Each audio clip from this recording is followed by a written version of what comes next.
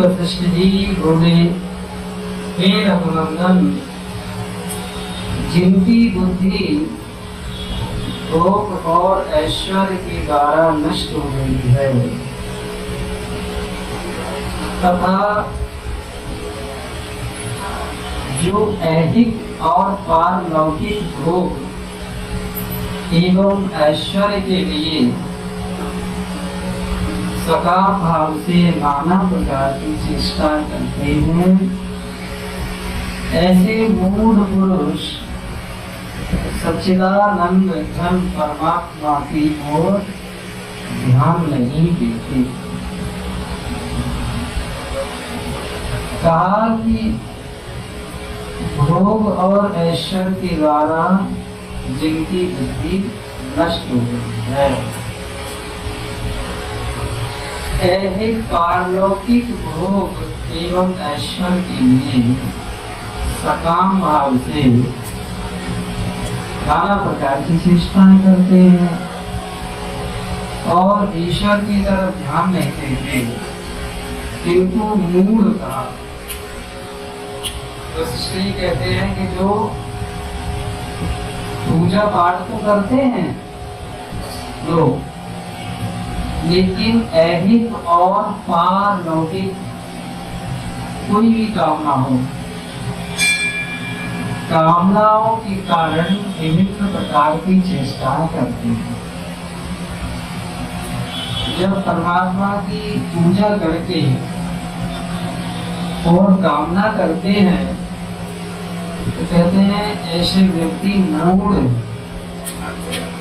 भगवान से और संसार की कामना क्या करना, ईश्वर की तरफ ध्यान नहीं देते। इस कारण उनको परमात्मा के यथार्थ स्वरूप का अनुभव नहीं मिलता है, अर्थात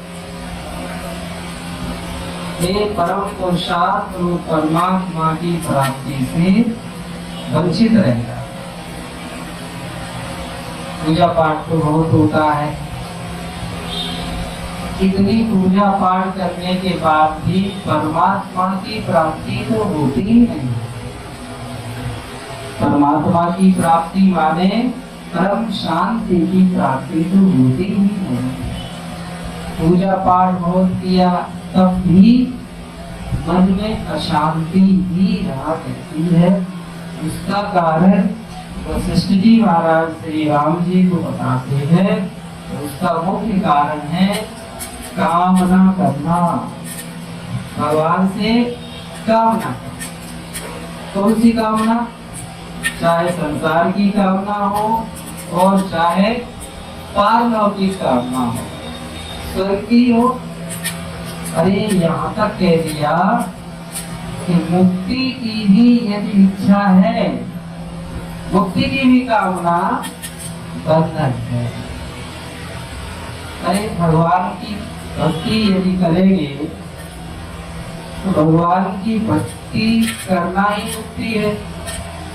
जो भगवान की भक्ति करते हैं वे मुक्त तो हो ही गए संसार से।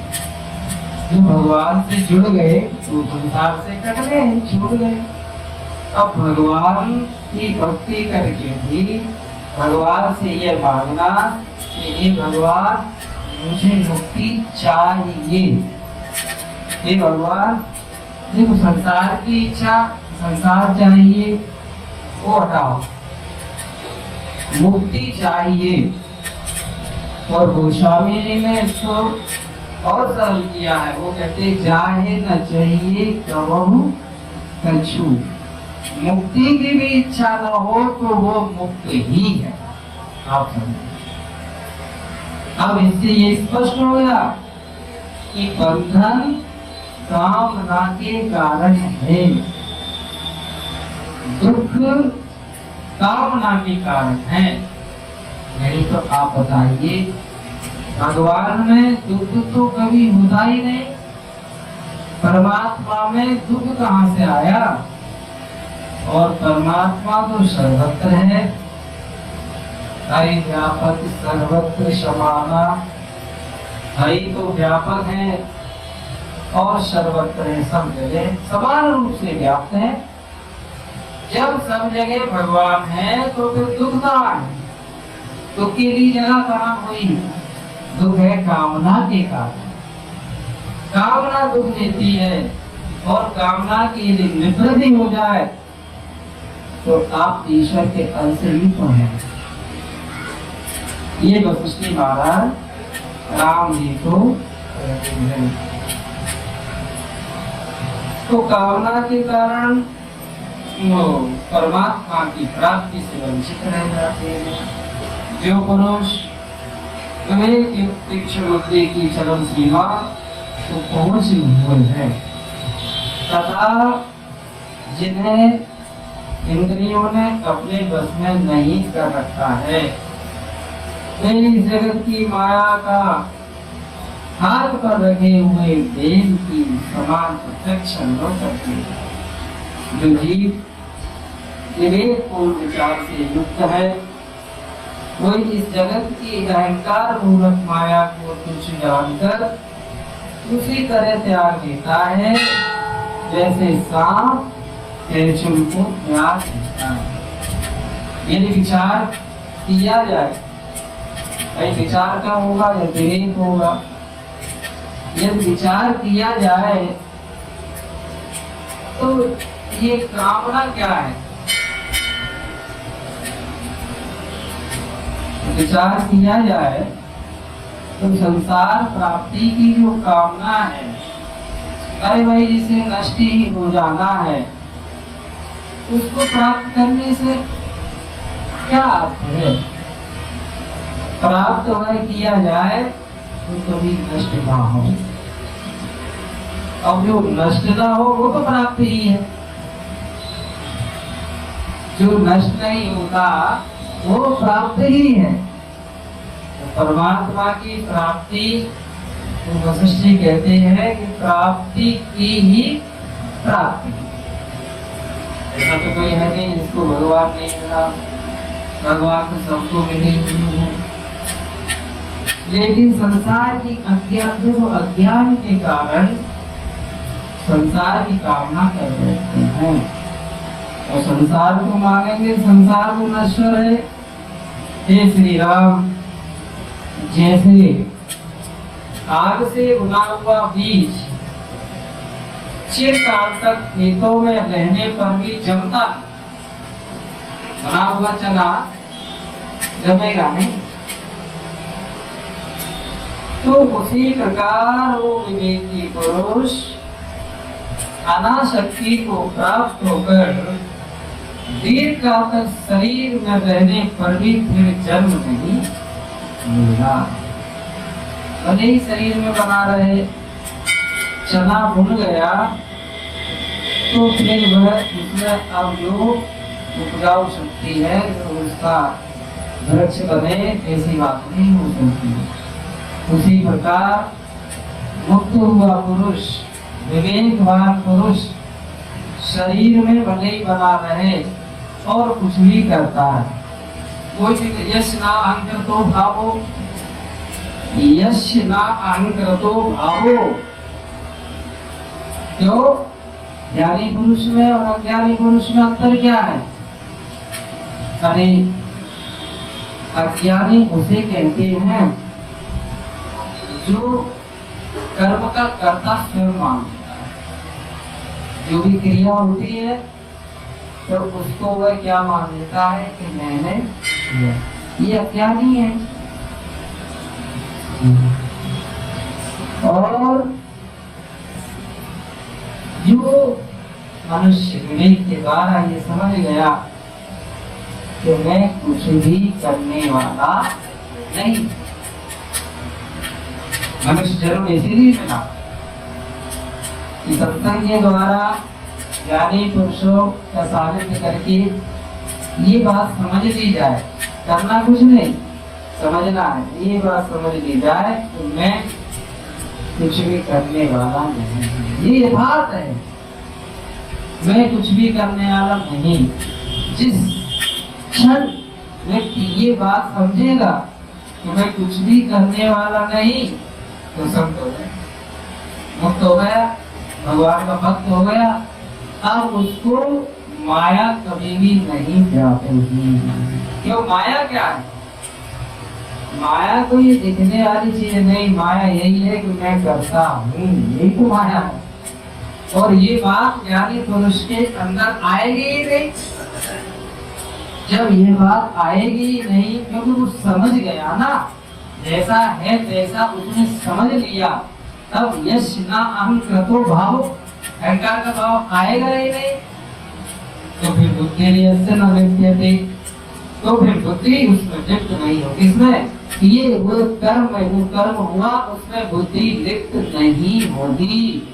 कर्म करने व्यक्ति और बुद्धि लिप्त ना हो, मुक्त होगा, मुक्त है। तो उसको कहते हैं शुद्ध वर्तमान काल में जीना।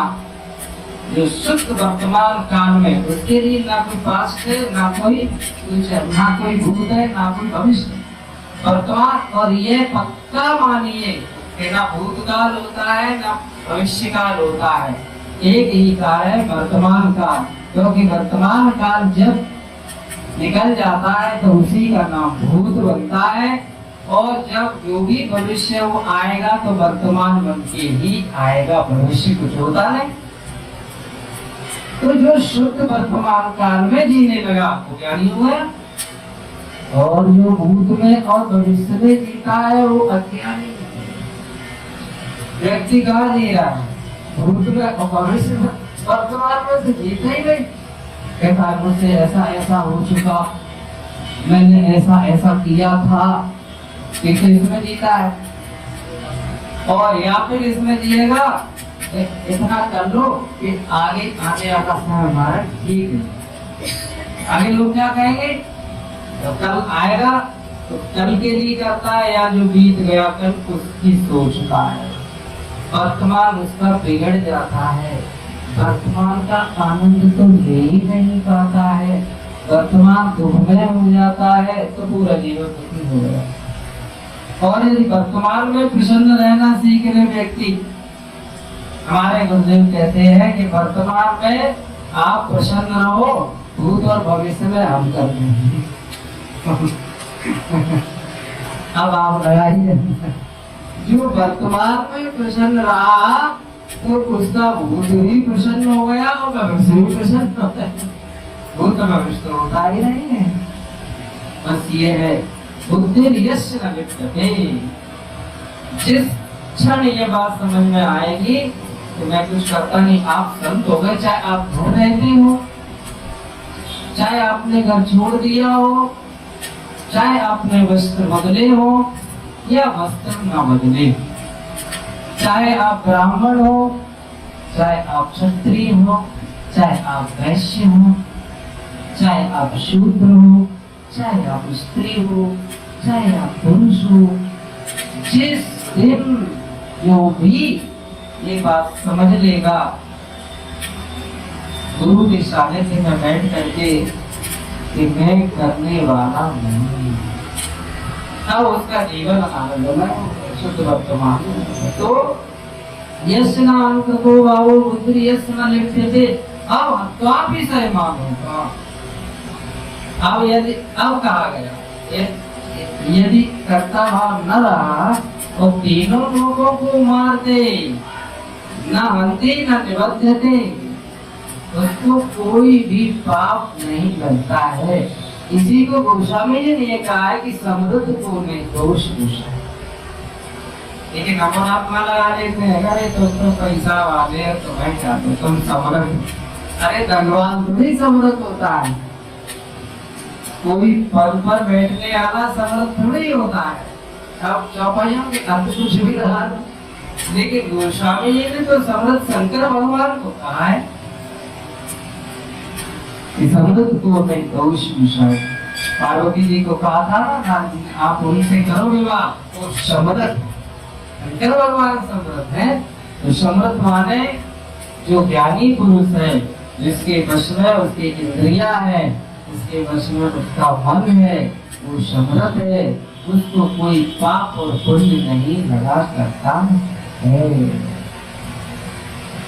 न हंति न निबध्यते। इसलिए ज्ञानी पुरुष की कभी नकल नहीं करना चाहिए।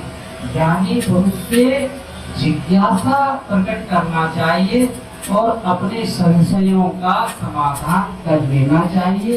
वो क्या कर रहे हैं वो मत देखो, क्यों? वो कर ही नहीं रहे, वो तो अकर्ता भाव में स्थित है। ये आपको लगता है कि वो कर रहे हैं। ये वशिष्ठ जी महाराज राम जी को समझाते हैं। किंतु अज्ञानी मनुष्य आदि व्याधि से घिरे हुए तथा आज या कल प्रातः काल नष्ट हो जाने वाले इस क्षण बंधन शरीर के हित के लिए ही प्रयत्न करते हैं, आत्मा के लिए कोई प्रयत्न नहीं करता है। अज्ञानी पुरुष वशिष्ठ जी महाराज कहते हैं कि राम, अज्ञानी पुरुष दिन रात शरीर के लिए लगा हुआ है और शरीर प्रारब्ध पर खड़ा है। जिस दिन शरीर का प्रारब्ध समाप्त हो जाएगा उस दिन आपका लगा रहना कभी निष्फल हो जाएगा, उसको बचा नहीं पाओगे। शरीर तो मरण धर्मा है, उसको मरना ही है और जब मरना है तभी मरना है, उसको कोई बढ़ा नहीं सकता है, उसको कोई बढ़ा नहीं सकता है, प्रारब्ध पर टिका है। इसलिए जो भी कर्म करना चाहिए आत्मा के लिए अर्थात मुक्ति के लिए, या योग कहो कि ज्यादा से ज्यादा ज्ञान प्राप्त करने के लिए अपना समय खर्च करना चाहिए। नहीं तो यहाँ कितना भी कर लो वो सब निष्फल हो जाएगा, मृत्यु के एक झटके में सब कुछ चला जाएगा। इसके बाद दासूर मुनि का उपाख्यान सुनाकर वशिष्ठ जी महाराज बोले, ये श्री राम, ये जड़ जगत वास्तव में है ही नहीं। अब हमारा आपको यहाँ विचार करना पड़ेगा। बार बार हमारा श्रवण करते हैं कि ये जड़ जगत वास्तव में है ही नहीं, ऐसा निश्चय करके इसमें सब ओर से आसक्ति का त्याग कर देना चाहिए। क्योंकि जो वस्तु है ही नहीं उसके प्रति विवेकशील पुरुषों का विश्वास कैसे होगा? जैसे मन के संकल्प द्वारा कल्पित पुरुष अथवा मनोराज्य को स्वप्नगत जन समुदाय को तथा भ्रम से प्रतीत होने वाले दो चंद्रमाओं की आकृतियों को तुम देखते हो, उसी प्रकार मन की भावना से ही उत्पन्न हुए इस संपूर्ण दस प्रपंच को भी देखना चाहिए, अर्थात इसे मिथ्या समझकर इसके प्रति राग द्वेष नहीं करना चाहिए। हे निष्पाप रघुनंदन, पदार्थों के सौंदर्य का चिंतन करने से जो उनके प्रति आंतरिक आस्था होती है उसका पूर्णतः परित्याग करके तुम जिस चिन्मय स्वरूप में स्थित हो वही तुम्हारा वास्तविक रूप है। उसी रूप से इस जगत में तुम लीला पूर्वक विचरण करो। सब पदार्थों के भीतर विद्यमान रहते हुए भी जो सबसे अतीत है वह परमात्मा तुम ही हो। ये गुरु जी ने अपने शिष्य को कहा, जिसको आप ढूंढ रहे हो वो तुम ही हो, वो कोई दूसरा नहीं है। तुम्हारे सावकाश मात्र से ये नियत विस्तार को प्राप्त होती है। जैसे सब प्रकार की इच्छाओं से रहित सूर्यदेव के आकाश में स्थित होने पर जगत के सब व्यवहार होने लगते हैं, उसी प्रकार इच्छा रहित परमात्मा की सत्ता से ही समस्त कार्य संपन्न होते हैं। भाई जो भी कार्य संपन्न होगा भगवान की सत्ता से। जैसे रत्न में प्रकाश करने की इच्छा न होने पर भी उसकी स्थिति मात्र से स्वतः प्रकाश होने लगता है, उसी प्रकार इच्छा रहित परमात्मा के सकाश से ही इस जगत समुदाय की प्रवृत्ति होती रहती है। सच्चिदानंद परमात्मा संपूर्ण इंद्रियों से अतीत होने के कारण वास्तव में कर्ता और भोक्ता नहीं है, किंतु इंद्रियों में व्यापक होने के कारण वही कर्ता और भोक्ता भी माना जाता है। मैं सबके भीतर स्थित और अकर्ता हूँ, ऐसी सुदृढ़ धारणा के साथ विवेकी पुरुष प्रवाह रूप से प्राप्त हुए कार्य को करता रहे तो भी उसमें वह लिप्त नहीं होता है, उसमें वह बद्ध नहीं होता, उसमें बद्धता करता है, सब कुछ करता है। ऐसा थोड़ी कि हाथ बंद कर पैर बंद करके बैठ जाए ज्ञानी पुरुष, चलता फिरता है, सभी काम करता है। और एक दृष्टि से कहे तो ज्ञानी पुरुष अज्ञानी से ज्यादा करता है। क्यों? अज्ञानी तो अपने परिवार के लिए भी ठीक प्रकार से नहीं कर पाता, लेकिन ज्ञानी पुरुष समस्त सृष्टि के लिए करता है। देखिए आप, सबके लिए सोचता है, सबके लिए विचार कर, लेकिन इतना सब करने के बाद भी वो लिप्त नहीं होता। मैंने किया, हम और आप अपने परिवार के लिए करते, बाहर के लिए तो करते नहीं कोई। अरे अपने बच्चों के लिए तो कर रहे हो, तब भी लिप्त हो जाते हो, मैंने किया है। बच्चों से कहते हैं बार बार, मैंने किया है, हम नहीं करेंगे तो तुम मर जाओगे। हमारे कहने पर हमने मकान बनवाया तभी तुम रह पा रहे हो, हम नहीं बनवाते तो तुम रहते ही नहीं। बोलो, अब उनको जैसे समझाए भी तो उनको गुस्सा आ जाता है। अरे एक तो मकान नहीं बनवाया तो ऊपर से ध्यान दे दो हमारे बनवा। नहीं नहीं, ये खेत और मेड़ कितनों के नाम चढ़ गए, पटवारी के नाम, खेत वही बनाना, नाम चढ़ते गए उतरते, मेरा खेत मेरा खेत मेरा खेत, और लड़ गए, पाप कमा गए, कोर्ट कचहरी कर गए और मर गए, और खेत कोई लेने गए। अरे भाई, इसी का नाम अज्ञान।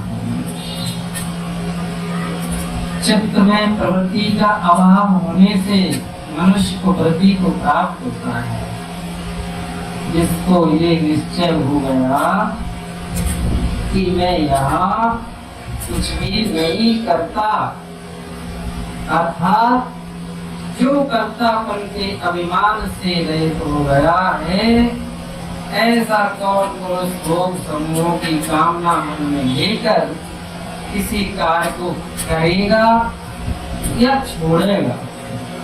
ना तो वो कुछ करेगा ना कुछ छोड़ेगा, तो कोई विधि निषेध नहीं।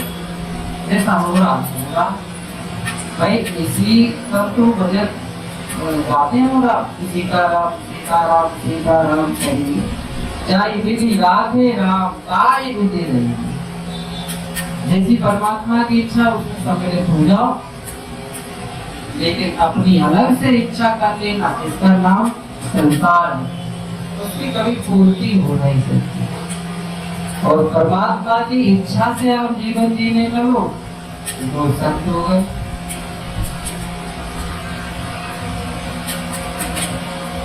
इसलिए सदा मैं करता नहीं हूँ, इस भावना को जगाए रखने से पुरुष के लिए परम अमृत में समता ही शेष रहती। अब वो समता में स्थित हो गया, अब वो कर्म तो करेगा।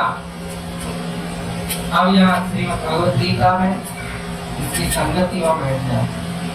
दूसरे अध्याय भगवान श्री कृष्ण अर्जुन कहते हैं, समत्वम योग उच्यते, समता में स्थित होकर हे अर्जुन अब तुम कर्म करो। ठीक यही सूत्र हमारे और आपके लिए है। वहां था युद्ध, वहां युद्ध की बात थी, तो कहा समता में स्थित होकर के हे अर्जुन तुम युद्ध करो। और अपने लिए युद्ध तो नहीं है, आपका जो स्वाभाविक कर्म है, किसी की नकल नहीं। हम एक दूसरे की नकल किया करते हैं। जिसका जो भी स्वाभाविक कर्म है, उसी कर्म को समता में स्थित होकर के यदि किया जाए तो वह स्वयं मुक्ति ही। समता में स्थित होना अर्थात फल की कोई इच्छा न रखना और कर्म करना। कर्म छोड़ना नहीं है और फल की तरफ देखना भी नहीं। कुछ लोग कहते हैं जो मिल जाए वही में सबूरी कर ले। नहीं तो बनाई ना कि जो मिल जाए। कुछ लोग इसे मान लेते हैं माँ फलेशु कदाचन, तो उसकी इच्छा रहती कि मुझे इतने मिल जाए, ऐसा हो जाए। तो कुछ ये कहते हैं नहीं जो मिल जाए, तो अर्थात भीतर तो है कि जो मिले कुछ। और भगवान श्री कृष्ण ये कह रहे हैं कर्म अपना करिए पूरा पूरा, कर्म में आलस नहीं, कर्म में प्रमाद नहीं, और फल की तरफ देखना भी मत। फल की को इच्छा नहीं, जो मिल जाए क्या मिल जाए, फल की हमें इच्छा ही नहीं, जो कर दिया तब फल से मुक्त हो गए। अब मुक्त फल से ही मुक्त हुआ जाता है। लो आप मुक्त हुए, कर्म करते हुए आप मुक्त हो। कर्म छोड़ के तो कोई मुक्त हो ही नहीं सकता। कर्म छोड़ोगे तब भी बंधन है, कर्म करते रहोगे करता भाव बना तब भी बंधन है। कर्म होता है, कर्म करते रहो और फल की इच्छा ना हो तो है। एक दृष्टि देखो बड़ा सरल है ज्ञान, संत होना बड़ा सरल है। और भैया जब अज्ञान में संत बनना चाहते तो अब जाने क्या क्या करना पड़े, तो कपड़े छोड़ना पड़े, तो भागना पड़े, तो तिलक लगाना पड़े, तभी न बनो, तभी नहीं बनो। बड़े बड़े प्रयास करते हैं लोग, नहीं बन पाते। अरे भाई अज्ञान में कैसे बन जाओगे? करता भाव तो बना रहेगा, कपड़े छोड़ दोगे तब भी बना रहेगा। और ज्ञान हो गया तो फिर क्या करना? इसलिए ज्ञान, गीता में भगवान कहते हैं ज्ञानी बनो। भगवान ही नहीं कहते बाबा बनो, लिखा है गीता में, रामायण में भी लिखा है कि बाबा बनो। हर जगह ये लिखा है कि ज्ञानी बनो।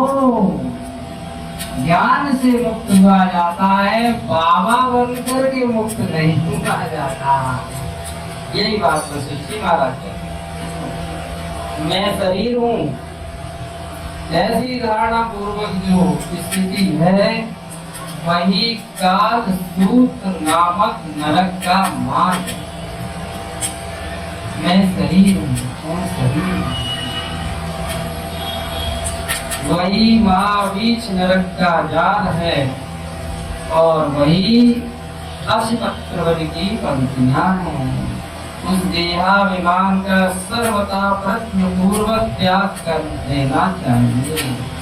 मैं ये दृश्य रूप कुछ भी नहीं हूँ, किंतु साक्षात सच्चिदानंद परमात्मा हूँ। ऐसा निश्चय करके हे राम तुम अपने उस सर्वोत्तम स्वरूप में सदा स्थित रहो जिसमें श्रेष्ठ साधु ब्रह्मवेता पुरुष स्थित हुए हैं। अब रामचंद्र जी ने कहा कि हे ब्राह्मण, आपने अपनी उत्तम उक्तियों के द्वारा ये सुंदर बात कही है, वो सर्वथा सत्य है।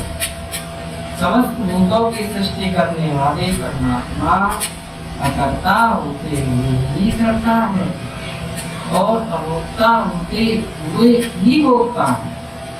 ये प्रभु जो सबका अधिष्ठान और समस्त प्राणियों के हृदय में स्थित है, उस सर्वेश्वर सर्वव्यापी सच्चिदानंद निर्मल पद स्वरूप ब्रह्म का मेरे हृदय में प्रत्यक्ष अनुभव होता है।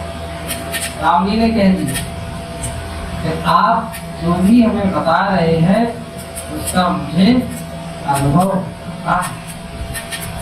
तब वशिष्ठ जी बोले, हे रघुनंदन, आत्मा ही आत्मा को जानता है। यह बात इस पर विचार किया जाए। तब वशिष्ठ जी क्या बोले, जब राम जी ने कहा मुझे अनुभव होता है ब्रह्म का, तो वशिष्ठ जी ने कहा आत्मा ही आत्मा को जानता है। अब यहाँ आत्मा क्यों नहीं जानने में आ रहा, भगवान क्यों नहीं पकड़ में आ रहे? भगवान को ब्राह्मण होके जाना जा रहा है, क्षत्रिय होके जाना जा रहा है, वैश्य होके जाना है, शूद्र होके जाना जा रहा है, मनुष्य होके जाना जा रहा है, जीव होके जाना जा रहा है। जीव कभी परमात्मा नहीं हो सकता, जीव कभी परमात्मा को नहीं जान सकता है। क्यों? अरे भाई, जीव कैसे जानेगा परमात्मा को? वो तो सबको सत्ता देने वाले ही है। भगवान तो जानने वाले ही हैं,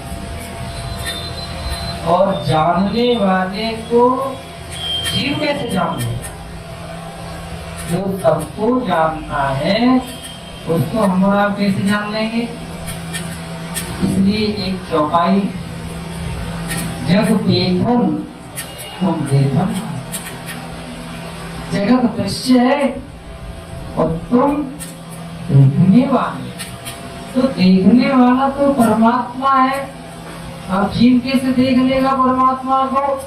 इसलिए वशिष्ठ जी ने कहा जो भगवान को जानना चाहता है उसको स्वयं भगवान बनना पड़ेगा, क्योंकि भगवान ही भगवान को जान सकता है, दूसरा कोई भगवान नहीं।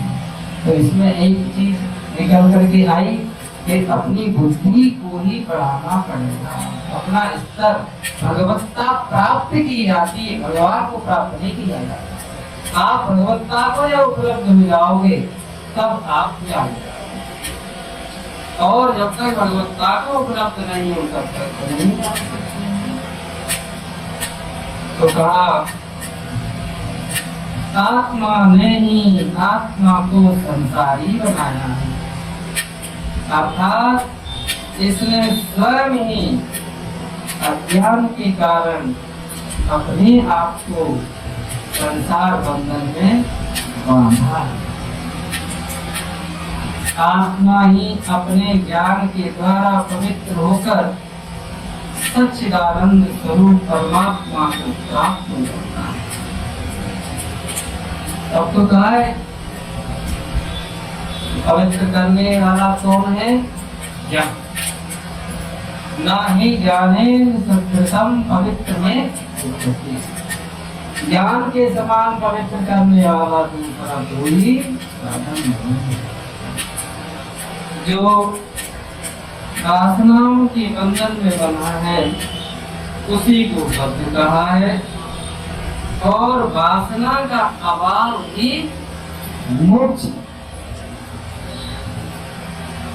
वासनाओं का सर्वथा क्षय हो जाने पर साधक संसार के बंधन से सदा के लिए मुक्त हो जाता है।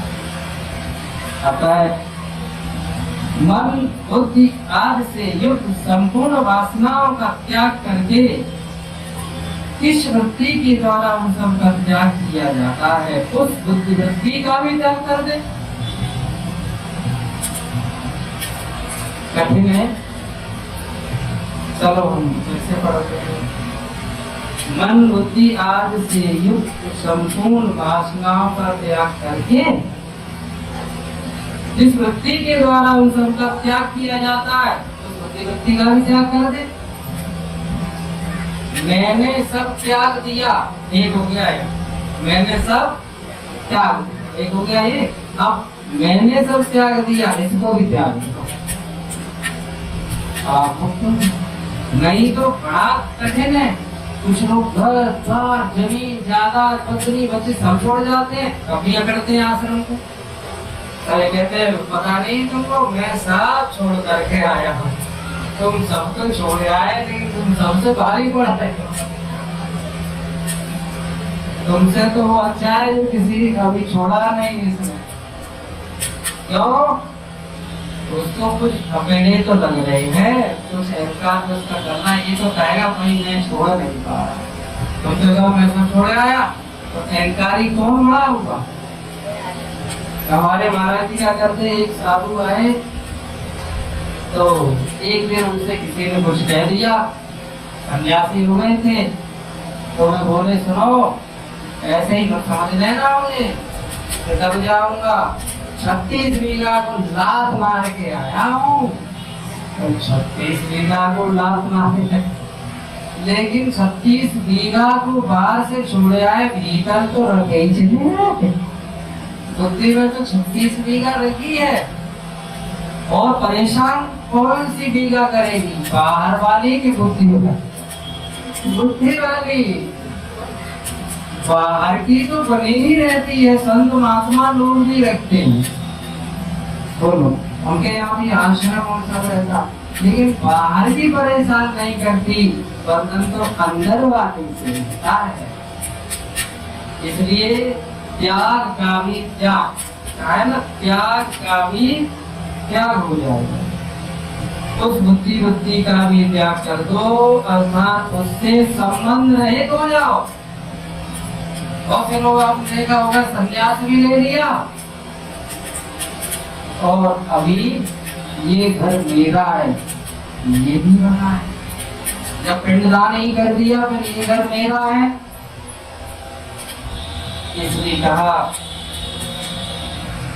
कि उससे संबंध रहित हो जाओ, और सबका अभाव हो जाने पर जो एकमात्र नित्य सच्चिदानंद परमात्मा ही शेष है, उसी में अविचल भाव से शुद्ध बुद्धि से युक्त रघुनंदन प्राणों के स्पंदन पूर्वक चेष्टा एवं संकल्प प्रकाश एवं तिमिर आदि का तथा वासना और विषयों का सर्वदा त्याग करके बहुत सुंदर आशीर्वाद हो।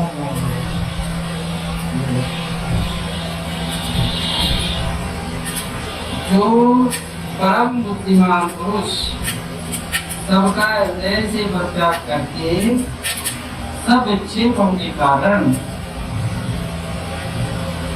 भूत अभिमान से रहित हो जाता है, वो साक्षात शुद्ध बुद्ध मुक्त स्वरूप परमेश्वर ही है।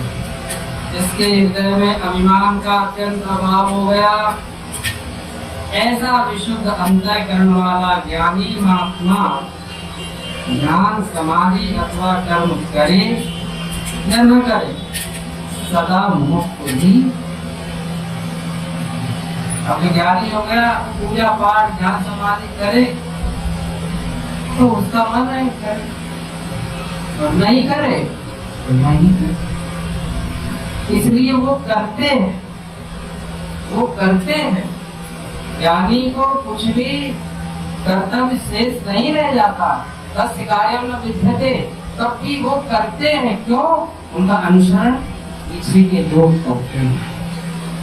उनको देखकर तो मंदिर आते तो हाथ जोड़ते हैं, वो जोड़े या न जोड़े उनको कोई अंतर नहीं पड़ता है, वो तो हमेशा हाथ ही जोड़ रहे हैं पूरे जगत के। मैं सेवक सचराचर भूषण, लेकिन तब भी मंदिर आते तो हाथ जोड़ते हैं। क्यों? पीछे के लोग देखते, देखो महाराज जी आते तो बच्चे सब देखते, कुछ पंथ ऐसे हुए हम कोई वैसी बात नहीं करेंगे, लाइव चल रहा। तो जहाँ ये सब चीजें हटाई गई, मंदिर को प्रणाम नहीं, माता पिता प्रणाम नहीं, भगवान प्रणाम नहीं, ऐसा नहीं होता है। ये तो कोई पुरुष विरला होता है जो ज्ञानी हो जाता है, तब भी ज्ञानी हो जाने पर भी जो शास्त्र सम्मत कर्म उनको करता ही रहता है, उनको छोड़ता नहीं है, छोड़ना भी नहीं चाहिए।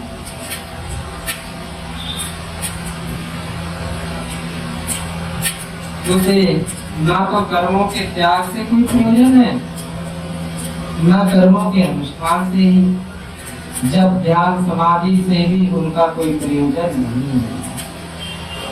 मैंने शास्त्र का अच्छी तरह विचार किया, चिरकाल तक सब पुरुषों के साथ परामर्श करके यही सार निकाला कि संपूर्ण वासनाओं से रहित हुए सच्चिदानंद घन परमात्मा के निरंतर परम रूप मौन से बढ़कर दूसरा कोई उत्तम पद नहीं है। दसों दिशाओं में घूम कर मैंने सारी दर्शनीय वस्तुओं को देख लिया, उनमें कुछ भी लोग ऐसे दिखाई दिए जो परमात्मा के यथार्थ स्वरूप का यथार्थ अनुभव करने वाले होते। अब भाई यहाँ एक ही सार बताया गया कि कामना की निवृत्ति करो, कामना की निवृत्ति करो, कामना को हटाओ, कामना की पूर्ति में नहीं करो। लेकिन हम आप देखते भी रोज हैं कि मंदिर आया जाता है, व्रत रखा जाता है, तीर्थ जाया जाता है, बड़े बड़े अनुष्ठान किए जाते हैं, एक कामना की पूर्ति के लिए किए जाते हैं, इसलिए सब पूजा पाठ निष्फल हो जाता है। पूजा पाठ तो हो, मंदिर जाना तो हो, व्रत तो हो, अनुष्ठान तो हो, स्वाध्याय तो हो, लेकिन कामना की पूर्ति के लिए नहीं, कामना की निवृत्ति के लिए, कि मेरी कामना ही मिट जाए। और अभी अज्ञान में चूंकि लगता है, अज्ञान में क्या लगता है, कामना पूरी हो जाएगी, काम सुख हो जाएगा। अच्छा कहो तब भी व्यक्ति मानता नहीं, तो व्यक्ति क्या कहेगा, ये संत जानते नहीं है कुछ, तो कहते हैं कामना की पूर्ति ये कर नहीं पाते हैं, इसलिए मना करते हैं। तो थोड़ा विवेकी बनना पड़ेगा। जो कामना की पूर्ति कराया करते हैं वो अभी स्वयं अज्ञानी ही तो है। जो पंडित जन ये कहा करते हैं कि ऐसा कर लो तुम्हारी कामना पूरी हो जाएगी, लगता है वो भी अज्ञानी है। तो वो ये बात जानते नहीं है कि कामना की निवृत्ति के लिए ये सब बताया गया। तो आप भी तो पहले अपनी कामना की निवृत्ति करिए, तब ठीक प्रकार से धर्म का प्रचार हो पाएगा। तो स्वयं की कामना बढ़ेगी। और वास्तव में जब तक अज्ञान है तब तक लगता है किसी को दोष नहीं है, तब तक क्या लगता है भाई, जब हमें जब गुरु जी के सानिध्य में नहीं थे, पढ़ते लिखते थे, तो हमें लगता था ना हम माँ जी के पास जाएंगे तो रोल नंबर लिखे आएंगे, मंदिर पे तो पास हो जाएंगे। अब तो पुजारी लोग कमेटी लिखने नहीं देती मंदिरों की। ये पहले हम छोटे थे तब ये करते मंदिरों पर रोल नंबर लिखे, और भाई हनुमान जी पास करेंगे, शंकर भगवान पास करेंगे, हम 16 सोमवार व्रत रखेंगे तो शंकर जी पास करेंगे। लगता है, लेकिन बालपने में लगता है। अब वृद्धावस्था तक यही लगता रहे, तब तो फिर निश्चित ही ज्ञान का अभाव है। ये कामनाओं की पूर्ति के लिए भगवान की पूजा नहीं बनाई, निवृत्ति के लिए बनाई है। और जब तक अज्ञान है तब तक ऐसा लगता है, हम फिर से फिर कहेंगे, बार बार कहेंगे, लगता है कि कामना पूरी हो जाए, छूट हो जाए। अब इसका तो अनुभव है, तो इसका तो सबको अनुभव है ना। मान लो आपके लड़के की नौकरी लग जाए, अच्छा ही तो लगेगा सबको, इसका तो अनुभव है। अच्छा, और कामना की निवृत्ति हो जाए, जैसे कामना हट ही जाए, अपना मांगना ही हट जाए, उसका जो सुख है उसका अनुभव है किसी, उसका अनुभव नहीं। तो हमारा समझते कहीं ऐसा ना हो कि हम भगवान से कहें कि कामना मिटा दूं, और कामना मिटी तो कहीं दुख ना हो। तो जिसका अनुभव ना हो तो फिर उस कार्य को कैसे करना चाहिए। तब तो ज्ञानी पुरुषों की बात मानना ही पड़ेगी, एक ही उपाय है। जब ये बात मानी कि मंदिर जाओ आपकी कामना की पूर्ति हो जाएगी, तो फिर किसी संत की यह भी बात मानिए कि ज्ञान प्राप्त करो, आपकी कामना की निवृत्ति हो जाएगी। और जब संत गुरुदेव ये कहते हैं यह शास्त्र का सांगोपांग स्वाध्याय करो, अध्ययन करो, तो उसमें ये पढ़ने के लिए आ जाए, जब कामना की निवृत्ति हो जाती तब परमानंद की प्राप्ति हो जाती, तब स्थायी सुख मिल जाएगा। और स्थायी सुख चाहते हैं कि अस्थायी, वो सब चाहते स्थायी सुख है। किसी को कहो भाई सुख चाहिए, हाँ कितने दिनों के लिए, 1 महीने के लिए, नहीं हमेशा के लिए। तो लड़के की नौकरी क्यों मांगते हो? क्योंकि लड़के कलेक्टर बन जाएगा तो कितने दिन के लिए सुख मिलेगा बताइए। किसी का अगर कलेक्टर हो गया तो पूरा जीवन सुखी हो गया उसका, हो गया ना, हो गया। देखो पहली कह रही हाँ होगा। अरे यदि कुछ ना बने तो कुछ दिन वो सुख देगा भी। कलेक्टर ना बने, खेती किसानी करता रहे तो आपके मलमूत्र को साफ भी कर देगा बुढ़ापे में।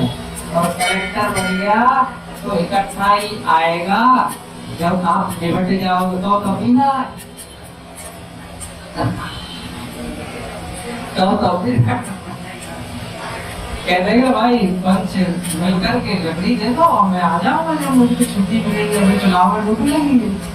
और फिर होता नहीं क्या है भाई, और वो तो कलेक्टर है, उनका होता नहीं क्या है आगे तुम्हारे। लेकिन खेती किसानी वाला आपकी सेवा करता भी रहेगा।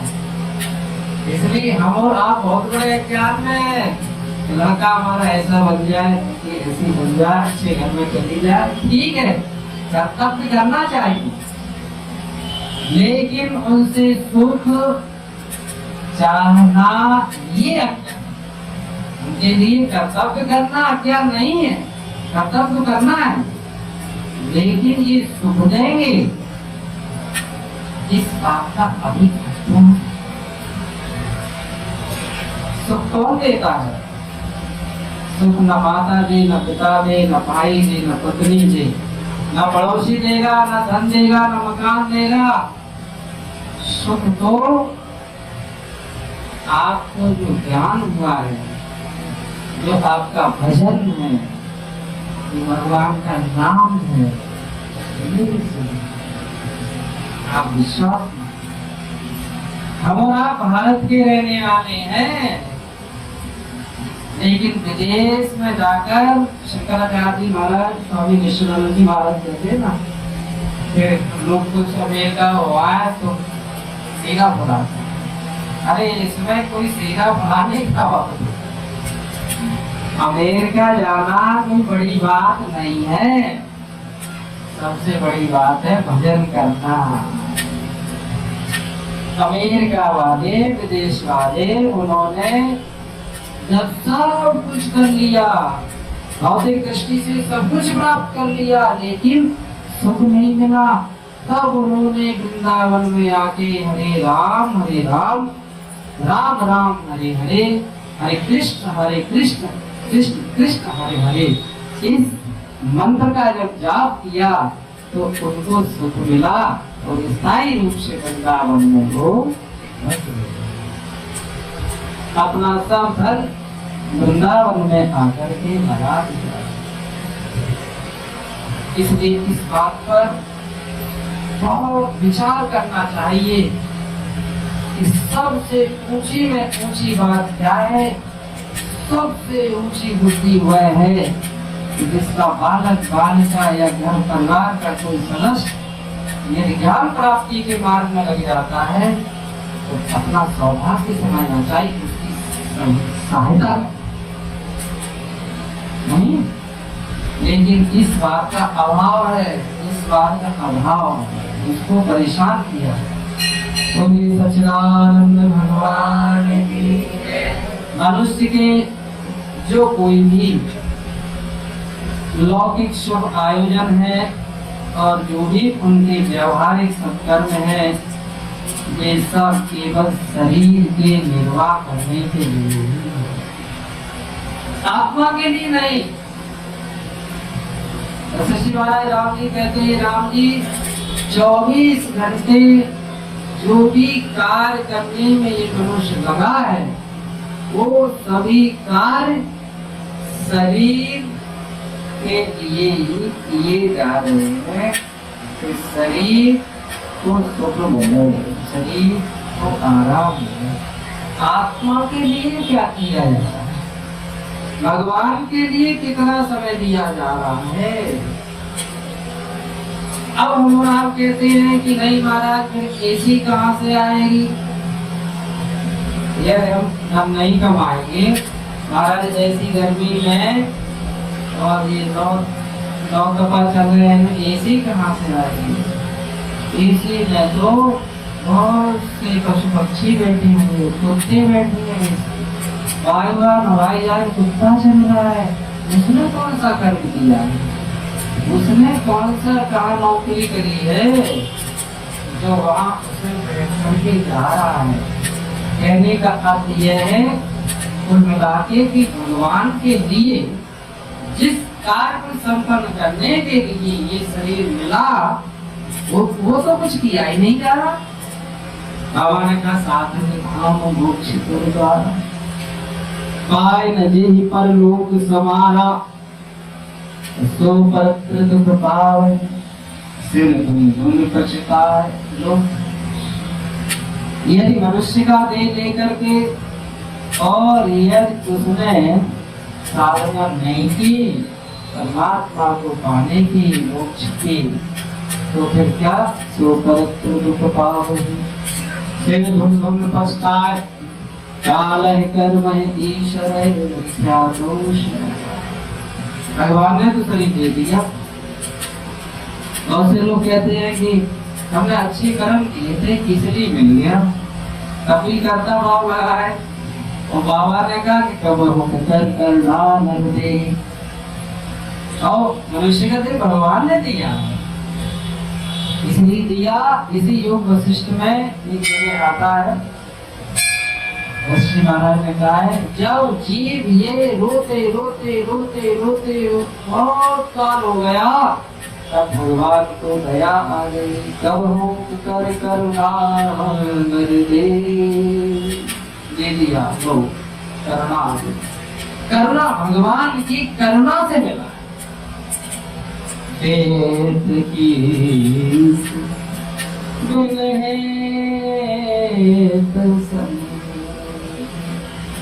उन्होंने इसलिए दिया कि अब तुम मुक्त हो जाओ, अब आगे आपको जन्म नहीं लेना पड़े, जन्म मरण की प्रक्रिया ही मिट जाए। इसलिए भगवान ने दे दिया। लेकिन उसको लगा कर दिया तो कितना डिमोशन हुआ। लगा कर दिया कि कहो मनुष्य भी नहीं बन पाओ, अगला जन्म कहो स्त्री पुरुष का भी न मिले तो क्या पता नहीं क्या कीट पतंगा क्या बनना पड़ेगा। सांप बनना पड़े, चिंतनी बनना पड़े, क्या बनना पड़े, क्या बन जाओ, तुम्हें इतना डिमोशन कम से कम इतना तो बना ही रहता कि अगला जन्म मनुष्य का बनेगा। उसके लिए क्या, उसके लिए ही तो भक्ति करना पड़ेगा, उसके लिए ही तो भक्ति बताई है। तो फिर पाताल, भूतल, स्वर्गलोक, ब्रह्मलोक और आकाश में कुछ ही ऐसे प्राण दृष्टि होते हैं जिन्हें सच्चिदानंद परमात्मा का यथार्थ बोध हो गया। जिस ज्ञानी के यह ग्राह्य है और यह त्याज्य है, इस तरह से अज्ञान जनित निश्चय नष्ट हो गए हैं, ऐसा कर्तव्य दृष्टि से रहित ज्ञानी महात्मा अत्यंत दुर्लभ। जो महात्मा देश से तो बहुत नहीं जाएंगे, लेकिन ऐसा महात्मा जो वशिष्ठ जी ने राम जी को कहा और भगवान श्री कृष्ण ने अर्जुन को कहा, वासुदेव सर्वमिति,